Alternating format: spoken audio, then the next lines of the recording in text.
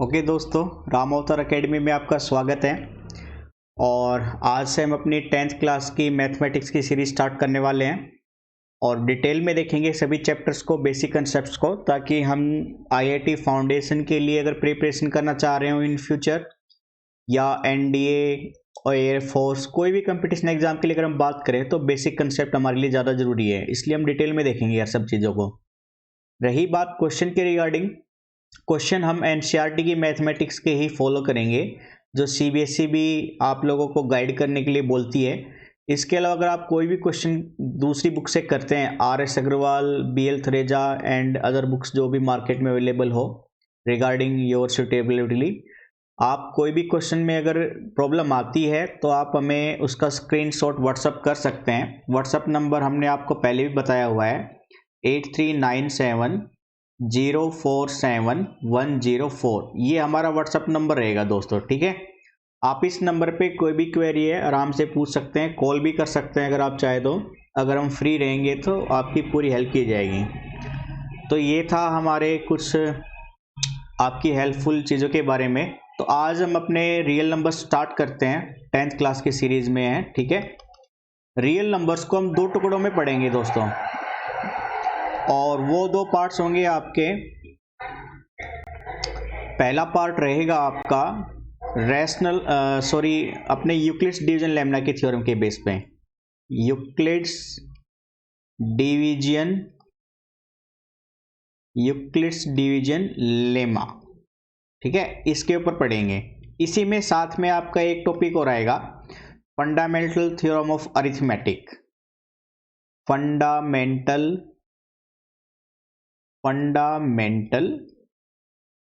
Theory of arithmetic,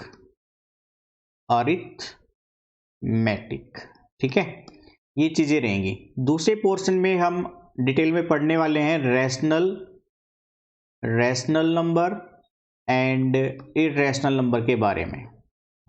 irrational number जो आपने 9th class में पढ़ा था उसी का एक्सटेंडेड वर्जन है यहाँ पे, ठीक है। यानी डिटेल में थोड़ा सा और देखेंगे डेप्थ की नॉलेज के साथ में। तो सबसे पहले चलिए हम यूक्लिड्स डिवीजन लेमना से स्टार्ट करते हैं अपना। तो यूक्लिड्स डिवीजन लेमना में सबसे पहले तो आपको ये पता होना चाहिए लेमा किसे कहते हैं, ठीक है। LEMMA, लेमा किसे कहते हैं। एक मिनट भाई, ये थोड़ा क्लियर होने में टाइम लेता है क्योंकि हमारा सिस्टम इतना स्ट्रॉन्ग नहीं है, अभी स्टार्टअप ही हुआ है, इसलिए आप लोगों की हेल्प चाहिए हमें ज़्यादा से ज़्यादा। जितना ज़्यादा आप लोग हमें सपोर्ट करोगे उतनी ही जल्दी हमारे पास सिस्टम भी अच्छे आएंगे, और आपकी क्लासेस में ये जो टाइम वेस्ट वाला आपको सिस्टम लगता है ये सब धीरे धीरे सॉल्व होता चलेगा। तो चलिए यूक्लिड्स डिवीजन लेमना के बारे में बात कर रहे थे हम। तो सबसे पहले देखिए लेमा होता क्या है। लेमा, एन प्रूवन स्टेटमेंट, ठीक है, an proven statement that is used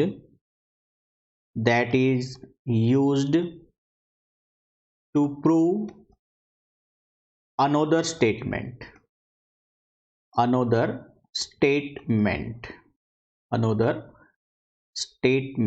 ठीक है।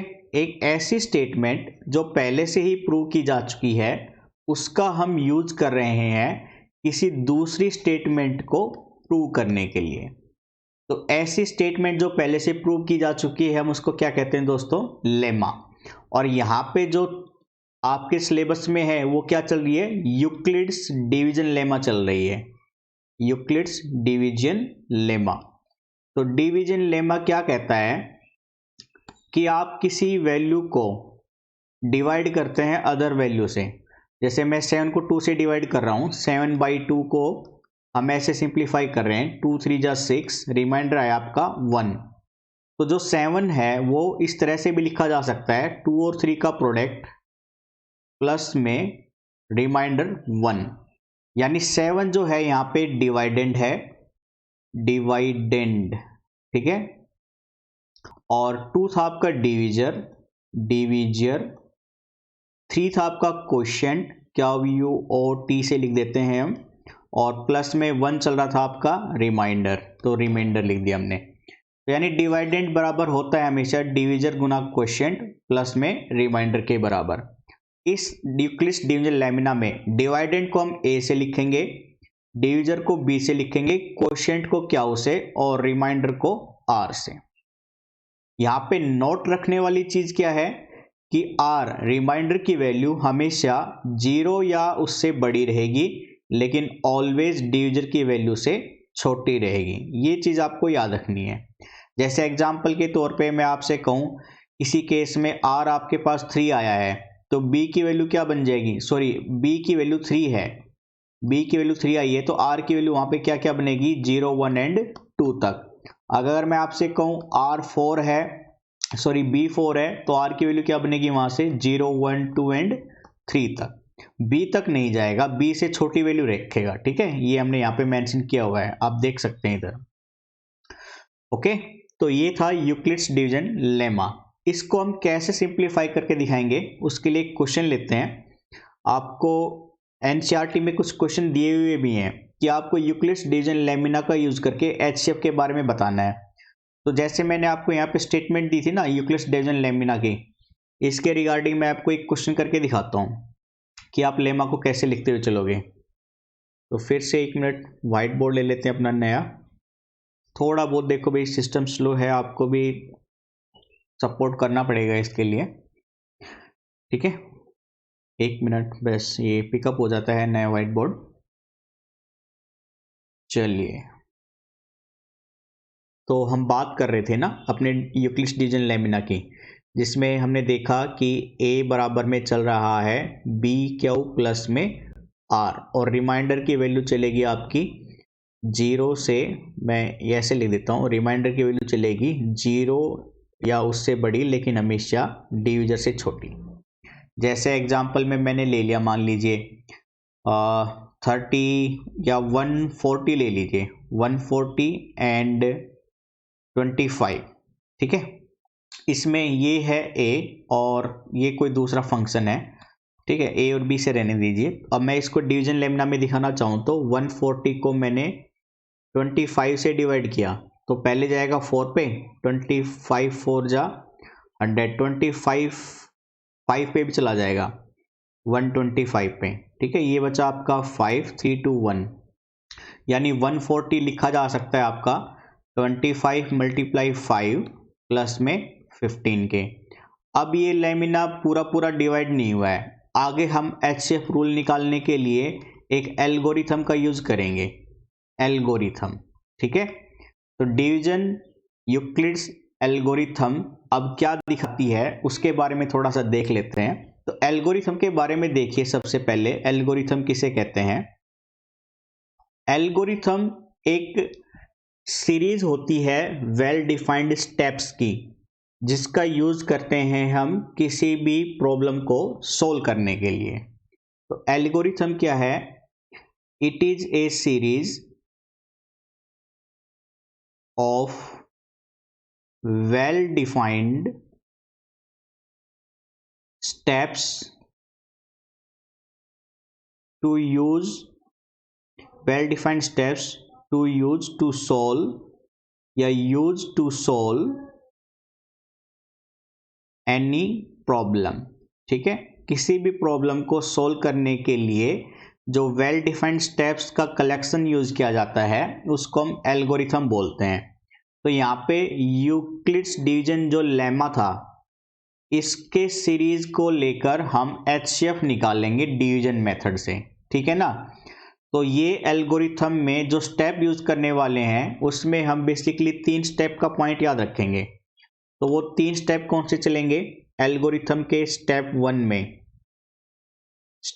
1 में हम फॉलो कर रहे हैं, मान लीजिए। ठीक है, तो बेसिकली मान के चलिए हमारे पास 2 नंबर है a एंड b, और मैं कह रहा हूं कि a बड़ा है b से। ठीक है, कुछ ऐसी कंडीशन है आपके पास। तो स्टेप 1 क्या कहता है कि इसको यूक्लिड्स डिवीजन लेमिना में लिखिए, यानी a बराबर में b क्यू प्लस में r लिखिए फॉर्म में, जहां पर r की वैल्यू 0 या उससे बड़ी, लेकिन हमेशा b से छोटी रहेगी।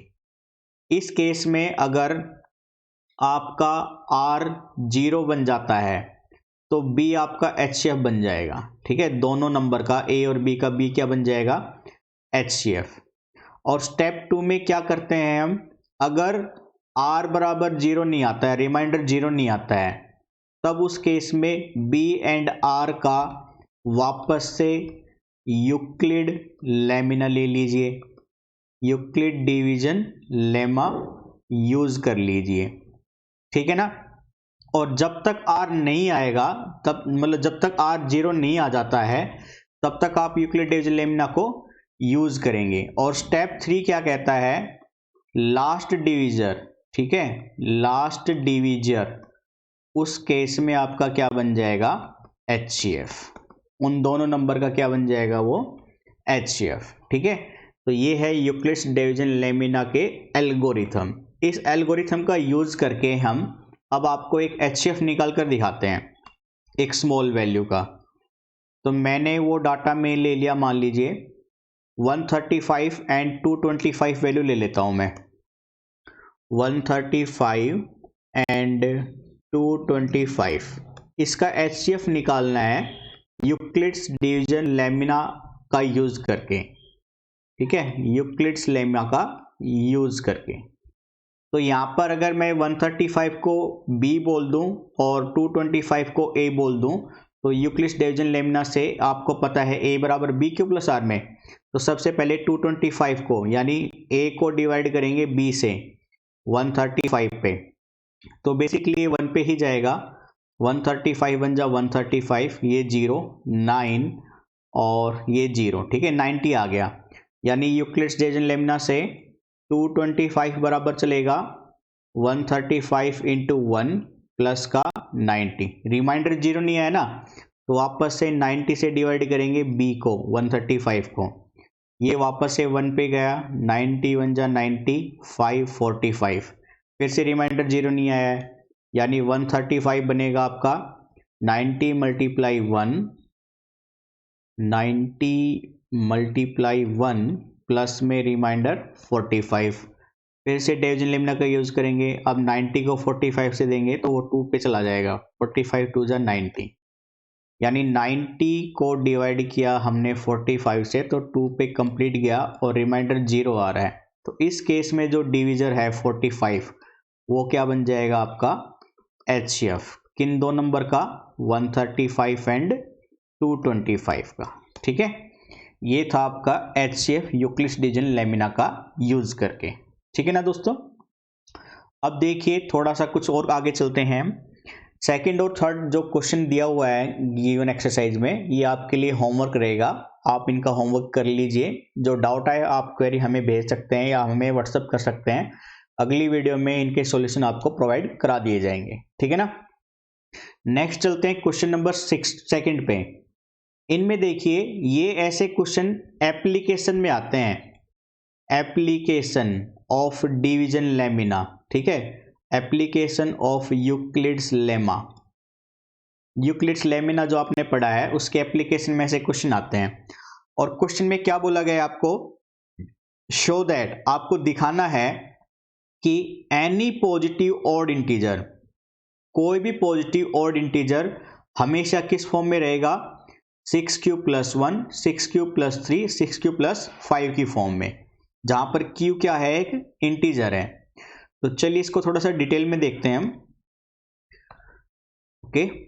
तो क्वेश्चन में आपको बोला गया था, एक बार मैं रिमाइंड करा देता हूं, एनी पॉजिटिव ऑड इंटीजर, तो मैं यहां पे नोट करा रहा हूं आपको, एनी पॉजिटिव ऑड इंटीजर, ठीक है, एनी पॉजिटिव ऑड इंटीजर।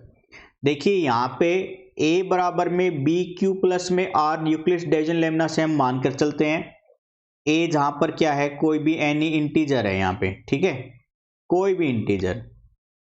तो देखिए क्वेश्चन के हिसाब से हमेशा जो फॉर्म चल रही है उसमें क्यू के साथ में वैल्यू आ रही है 6, यानी b की वैल्यू मैं 6 लेट कर सकता हूं, हो ना।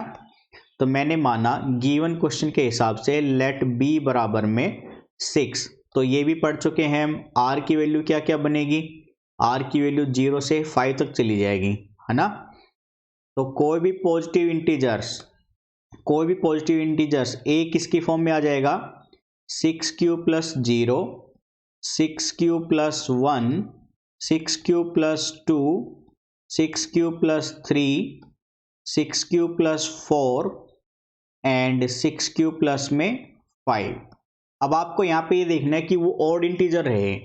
ऑड का मतलब ऐसी संख्या जो 2 से पूरी पूरी भाग नहीं जाएगी, ऐसी संख्या को हम ऑड बोलेंगे।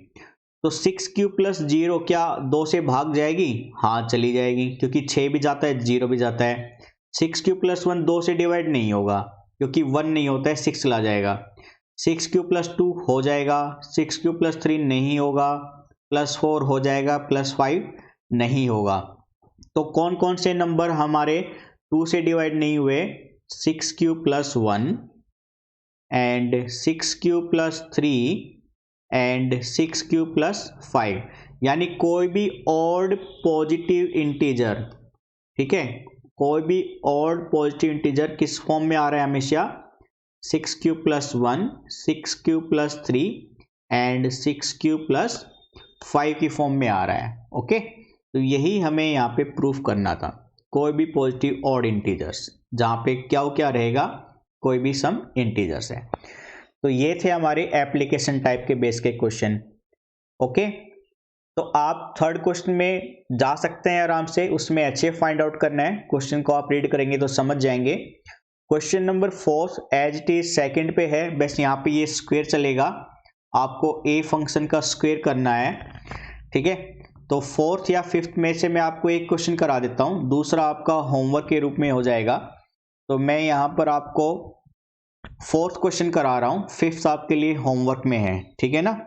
तो फोर्थ क्वेश्चन के लिए देखिए, आपको बोला गया है फोर्थ क्वेश्चन में यूक्लिड्स डिवीजन लेमना का यूज करके आपको बताना है square of any positive integers किस फॉर्म में रहना चाहिए, 3m या 3m+1 की फॉर्म में। Square of any positive integers, square of any positive integers, ठीक है। तो वापस से यूक्लिड्स लेमिना में a बराबर बी क्यू प्लस आर, और आपको बोला गया किस फॉर्म में रहना चाहिए, 3m या 3m+1 की फॉर्म में। तो b मल्टीपल चलेगा 3 का, और r की वैल्यू बन जाएगी 0 से 2 तक। इसका मतलब a की वैल्यू बन रही है आपकी 3q प्लस 0, और फिर दूसरी बन रही है 3q प्लस 1 एंड थर्ड बन रही है 3q प्लस 2, ठीक है ना। साथ में देखिए स्क्वायर बोला है, ये तो पॉजिटिव इंटीजर निकाला है हमने, स्क्वायर बोल रखा है, यानी a का स्क्वायर पहले किसका, 3q प्लस 0 का, तो इसका स्क्वायर खोलेंगे तो 9q स्क्वायर बन जाएगा, और इस वैल्यू को मैं ऐसे लिख देता हूँ 3 गुना में 3q स्क्वायर, जहाँ पे ये 3 का मल्टीपल है, 3 गुना में समथिंग को मैं m मान लेता हूँ 3m, ठीक है ना। वापस से a स्क्वायर चलेगा 3q प्लस 1 का, 3q प्लस 1 का होल स्क्वायर, इसमें मैंने आइडेंटिटी लगा दी a प्लस b का होल स्क्वायर वाली, तो ये बनेगा a का स्क्वायर 9q स्क्वायर, 1 का स्क्वायर 1, 3 2 जा q।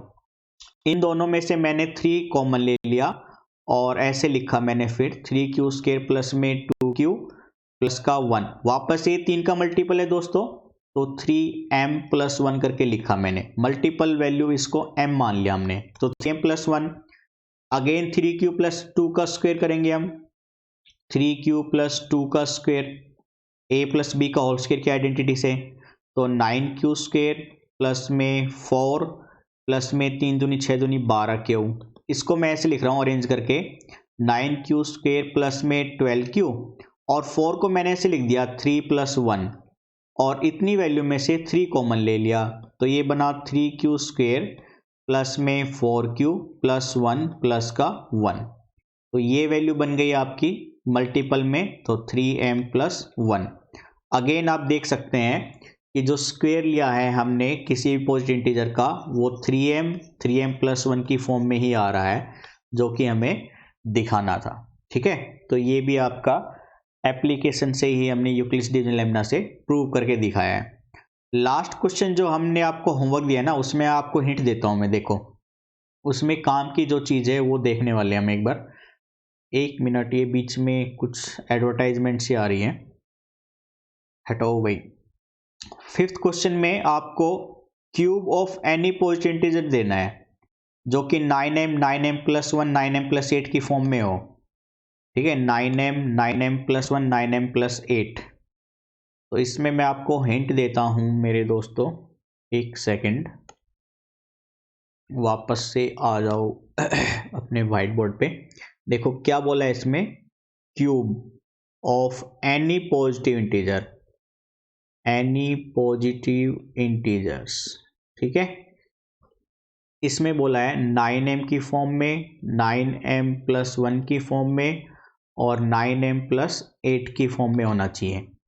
देखिए यहाँ पे a बराबर में bq + r हमें पता ही है, 9 का मल्टीपल चल रहा है ना, तो आप क्या करोगे 9q + r लोगे और r की वैल्यू कहाँ तक चली जाएगी, 0 1 2 3 4 5 6 7 8 तक चली जाएगी।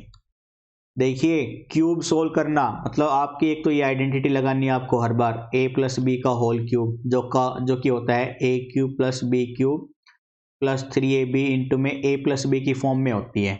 इसको सिंप्लीफाई करोगे, आपको 0 से 8 तक सोल्व करना है, यानी कम से कम 6 से 7 पेज लग जाएंगे आपके, जबकि क्वेश्चन मुश्किल से 2 या 3 नंबर का आ सकता है ये। तो यहाँ पे आपको थोड़ी सी ट्रिक यूज करनी है। ट्रिक क्या है, देखिए 9 का मल्टीपल चल रहा है ना b, तो 9 के फैक्टराइजेशन में देखिए 9 किसके से डिवाइड होता है, 0 1 2, ठीक है 0 से नहीं दिखाएंगे हम क्योंकि इन्फिनिटी चल जाता है, 1 से 3 से और 9 से डिवाइड होता है।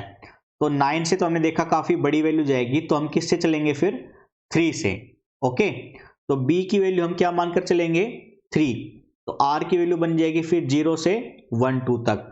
तो यानी आपका फिर a बन जाएगा 3q + 0 3q + 1 एंड 3q + 2।